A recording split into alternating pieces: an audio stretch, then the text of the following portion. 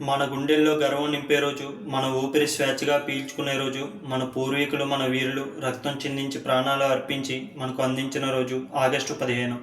కానీ మీరు ఎప్పుడైనా ఆలోచించారా, ఈ రోజు ఎందుకు ఇంత ప్రాధాన్యత కలిగింది? ఎందుకు మనం ఈ రోజు పథకాన్ని ఎగరవేస్తాం? దేశభక్తి పాటలు ఎందుకు పాడుతాం? ప్రతి భారతీయుడు హృదయపూర్వకంగా జై హింద్ అని ఎందుకు గర్జిస్తాడో ఈ వీడియోలో తెలుసుకుందాం. కాబట్టి ఈ వీడియో చివరి వరకు చూడండి. మన భారతదేశం వేల ఏళ్ల చరిత్ర, సాంస్కృతిక సంపద, శాస్త్రజ్ఞానానికి ప్రసిద్ధి. కానీ 17వ శతాబ్దం చివరిలో బ్రిటిష్ ఈస్ట్ ఇండియా కంపెనీ వ్యాపారం పేరుతో భారత్లోకి అడుగుపెట్టింది. అందరూ వీళ్ళు వస్తువులు అమ్ముకొని వెళ్ళిపోతారు అనుకున్నారు. కానీ క్రమంగా వారు వ్యాపారస్తుల నుండి పాలకులుగా మారిపోయారు. 1757లో జరిగిన ప్లాసీ యుద్ధం భారత్లో బ్రిటిష్ పాలనకు నాంది పలికింది. తరువాత ఒక్కో ప్రాంతం వారి ఆధీనంలోకి వస్తూ చివరికి మొత్తం దేశాన్ని ఆక్రమించుకున్నారు. మొదటి స్వాతంత్ర సమరం 1857లో జరిగింది. ఇది మన స్వాతంత్ర పోరాటానికి తొలికాంతి. దీనిని సిపాయిల తిరుగుబాటు లేదా ప్రథమ స్వాతంత్ర సమరం అని కూడా పిలుస్తారు. మంగళ పాండే అనే యువ సిపాయి బ్రిటిష్ సైన్యంలో పనిచేస్తూ అన్యాయానికి వ్యతిరేకంగా మొదటి బుల్లెట్ వదిలాడు. ఝాన్సీ లక్ష్మీబాయి కేవలం ఒక రాణి మాత్రమే కాదు, ఒక సింహనిలా యుద్ధ రంగంలో పోరాడింది. తాంతియా టోపే, బహదూర్ షా జఫర్, నానాసాహెబ్ వంటి వీరులు ఈ పోరాటంలో నిలబడ్డారు. ఈ సమరం విజయవంతం కాలేదు, కానీ ఇది ఒక విషయం స్పష్టం చేసింది: భారతీయుల హృదయంలో స్వేచ్ఛ జాలాలు ఎప్పటికీ ఆరవు అని. 20వ శతాబ్దంలో ఉద్యమాల గర్జన. 1905లో బెంగాల్ విభజన. ఇది దేశవ్యాప్తంగా ఆగ్రహాన్ని రగిలించింది. అప్పుడు బాలగంగాధర్ తిలక్ స్వరాజ్యం నా హక్కు, దాన్ని నేను సాధిస్తాను అని గర్జించారు.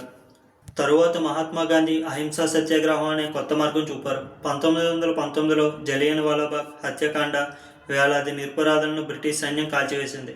ఈ సంఘటన తర్వాత దేశంలో కోపం ఉప్పొంగిపోయింది. 1920లో అసహకరణ ఉద్యమం, 1930లో ఉప్పు సత్యాగ్రహం, 1942లో క్విట్ ఇండియా ఉద్యమం. ప్రతి దశలో ప్రజలు లక్షల సంఖ్యలో వీధుల్లోకి వచ్చి బ్రిటిష్ ఇండియా వదిలి వెళ్ళిపో అని కేకలు వేశారు. భగత్ సింగ్ 23 ఏళ్ల వయసులోనే బ్రిటిష్కు ఎదురుదెబ్బ ఇచ్చిన సింహం. సుభాష్ చంద్రబోస్ నాకు రక్తం ఇవ్వండి, నేను మీకు స్వాతంత్రం ఇస్తాను అని గర్జించాడు. అల్లూరి సీతారామరాజు తూర్పుగోదావరి అడవుల్లో గెరిల్లా యుద్ధంలో బ్రిటిష్ను భయపెట్టాడు. ఇంకా వేలాది మంది వీరుల త్యాగాల వల్లే ఈరోజు మనం స్వేచ్ఛగా మాట్లాడుతున్నాం, స్వేచ్ఛగా జీవిస్తున్నాం. ఆ దినం వచ్చింది. 1947 ఆగస్టు 15 ఉదయం 12:01 భారతదేశం స్వేచ్ఛ పొందింది. మన మొదటి ప్రధాని జవహర్లాల్ నెహ్రూ ఎర్రకోటపై జాతీయ పతాకాన్ని ఎగరవేశారు.